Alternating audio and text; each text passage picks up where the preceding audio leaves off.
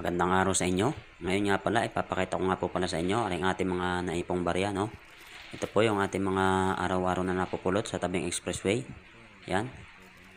Ayan nga po, medyo marami-rami na nga po yan, no? Ang tansya ko po dyan nasa mga 3 kilo mahigit na po yan nung nasa lalagyan pa po natin kanina bago natin itaktak dito sa ating basahan, no? At yan nga po. May mga 5 piso po yan, may mga 10 piso. At saka mga karamihan po, tig-piso yan. Pero marami din po yan, mga 5 piso dyan. Ayan, kung makapansin nyo nga po yung iba, medyo may kalawang lang. Yung iba naman, medyo madumi lang po, no? Kulang lang po sa linis. At ito nga po, meron pa nga po dito mga nakatupi-tupi pa. Ayan, yung mga ganyan po, nasasagasaan po yan ng mga malalaking truck. Kaya nagkakanda, pingkot-pingkot na po sila, no? At yan nga po, marami nga din po pala dito na halos wala pa pong gas-gas.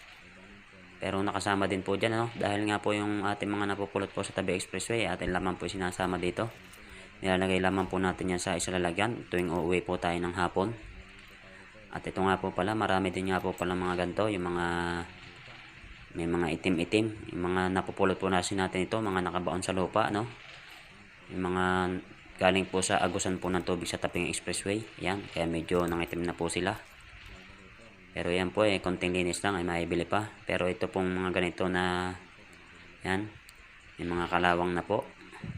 Hindi ko po alam kung pwede pa po yan maibili, no? Kung malilinis po yan. Ayan po ay 10 piso.